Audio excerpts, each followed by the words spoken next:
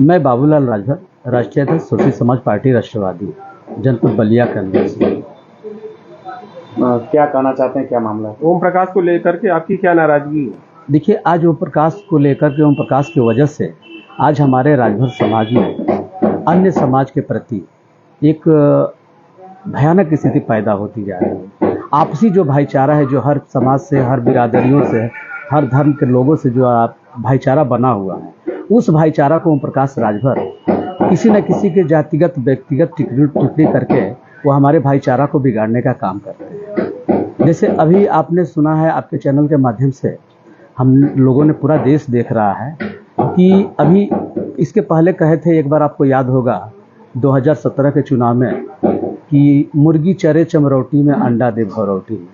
उस समय दलित समाज से राजभर समाज को अलग थलग करने का प्रयास किया। आज स्थिति है, विधायक घोसी उपचुनाव में उन्होंने कहा है कि अहिरों की बुद्धि 12 बजे के बाद आती है या खुलती है। ऐसे देखिए, जहाँ भी राजभर समाज रहता है, जो भी पूर्वांचल के गांव हैं, वहाँ हर जाति के, हर समाज के लोग भाईचारा की भावना से रहते हैं, एक दूसरे के संकट में काम आते हैं।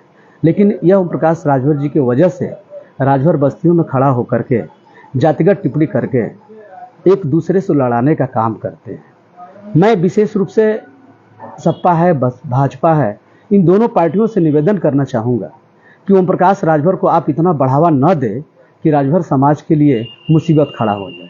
आज उनके वजह से, अभी इसके पहले 2022 के चुनाव में सपा के साथ थे, तब जाकर के ब्राह्मणों को गाली देने का काम किए हैं, ठाकुरों को गाली देने का काम किए हैं। आज बीजेपी के साथ हैं, बीजेपी के सह पर आज पिछड़ों को, अति पिछड़ों को एक दूसरे से लड़ाने का काम कर रहे हैं। तो इससे टोटली हमारे समाज को नुकसान हो रहा है।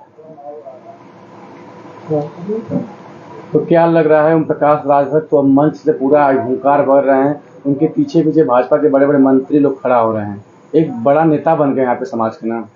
देखिए, बीजेपी को या सपा को भ्रम है कि उनके पास वोट है, उनके पास समाज है। आज नेताओं की ताकत भीड़ से नहीं दिखती है, नेताओं की ताकत वोट से दिखता है। इसके पहले जो उपचुनाव हुआ था, जिसमें विजय राजभर जी घोषित हुए थे, उस चुनाव में वो अकेले चुनाव लड़े थे। उनके प्रत्याशी नीबूलाल निषाद जी थे। कितना वोट पाए थे, जबकि पूरी ताकत से लड़े थे, लगभग 9000 के आसपास। ओम प्रकाश के जो इस तरीके के बयान आ रहे हैं जातिगत और पारिवारिक टिप्पणी को लेकर के, उससे क्या लगता है कि बीजेपी को फायदा हो रहा है या समाजवादी पार्टी को नुकसान हो रहा है? देखिए, एक चीज मैं बता दे रहा हूँ, आपके चैनल के माध्यम से बीजेपी को भी आगाह करना चाहता हूँ कि ओम प्रकाश राजभर आपके बीजेपी प्रत्याशी दारा सिंह जी को जिताने के लिए नहीं आए हैं, वो टोटली हराने के लिए काम कर रहे हैं। बीजेपी को भ्रम है। इससे ओपी राजभर को फायदा क्या हो रहा है अगर बीजेपी हार जाती है तो? देखिए, इसके पहले आपको पता होगा कि 2017 में जब बीजेपी के साथ ओम प्रकाश जी का गठबंधन था, तो बीजेपी सरकार में जब मंत्री बने थे, तो उस सरकार में ओम प्रकाश राजभर जी का इतना उत्पीड़न हुआ था कि ओम प्रकाश राजभर जी को उस कैबिनेट मंत्री से छोड़ के भागना पड़ा। यह उनके दिमाग में आज भी बैठा है। उत्पीड़न कौन किया था उनका? सरकार की है, तभी तो कोई छोड़ के भागेगा। तो आपकी पार्टी किसके साथ है? हमारी पार्टी तो देखिए 2022 में बीजेपी के साथ गठबंधन में है, लेकिन 22 में थी, आज है कि नहीं हमको खुद ही पता नहीं है, इसलिए कि इस चुनाव के लिए उनसे हमारी कोई वार्ता नहीं है। हाँ, रही चीज कि आज हम यहाँ, हमको न बीजेपी के प्रत्याशी से मतलब है, न सपा के प्रत्याशी से मतलब है। हमारा मतलब है कि हमारा राजभर समाज अन्य समाज से राजभर समाज को लड़ाया जा रहा है। तो आपका समाज किस तरफ जा रहा है? अगर चुनाव का समय है और चुनाव का समय जो होता है चुनावी होता है, तो ऐसे में जो चुनावी बयार है वो बह रही है, तो आपका समाज किस तरफ जा रहा है? देखिए, घोसी विधानसभा में जब आफत विपत यहाँ राजभर समाज के ऊपर आती है, यहाँ कोई भी राजभर समाज के साथ खड़ा नहीं रहता।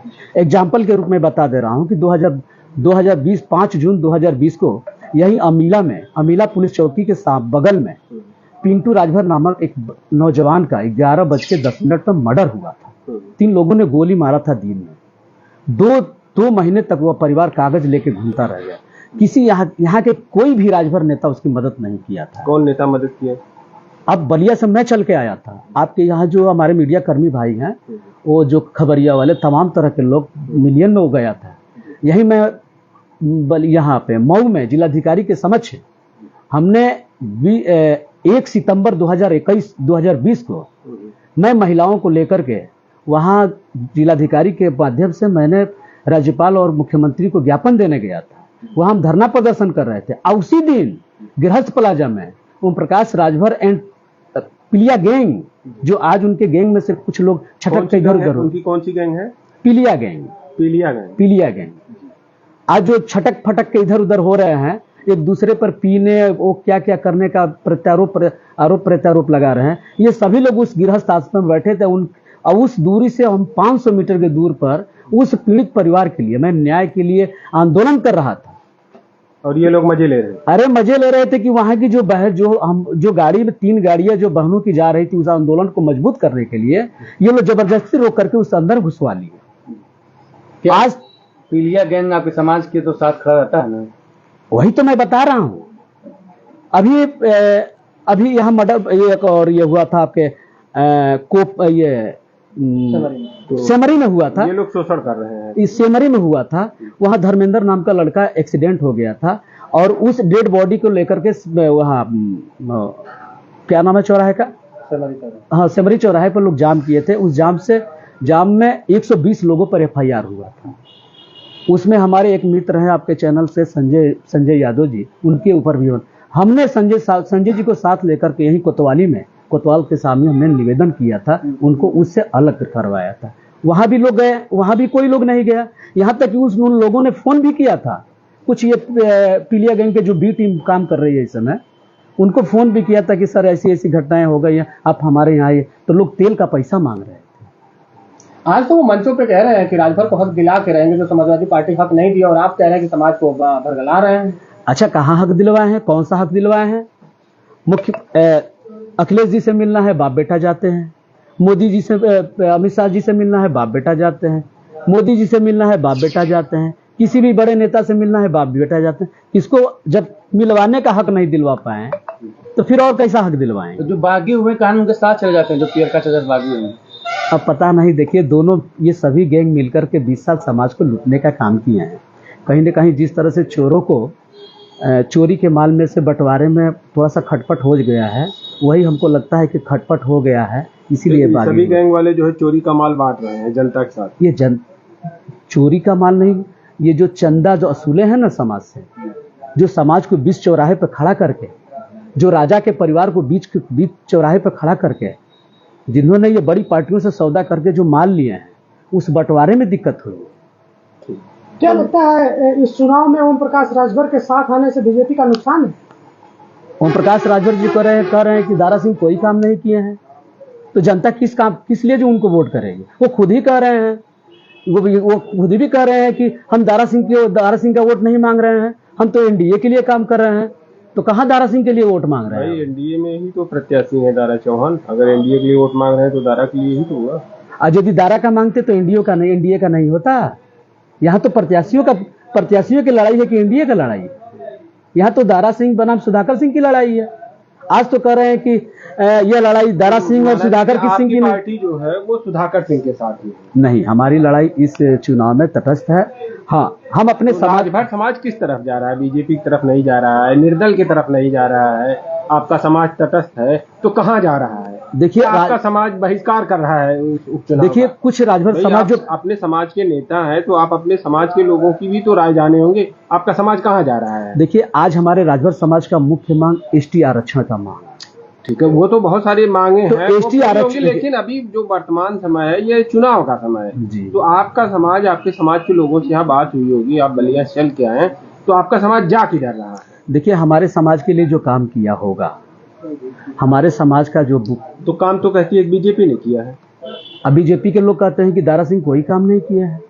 हम कैसे कर आज बीजेपी तो मतलब हम मान ले कि आपका समाज जो है इस चुनाव में सपा की तरफ जा रहा है, क्योंकि बसपा ने तो प्रत्याशी दिया नहीं, कांग्रेस का कोई प्रत्याशी है नहीं, उसने समर्थन दिया है। देखिए, तो भाई आपको तो बोलना पड़ेगा ना कि आपका समाज कहाँ जा रहा है। आज की जनता वो पहले वाली मूर्ख नहीं है। आज की जनता माना जाए कि सपा की तरफ है।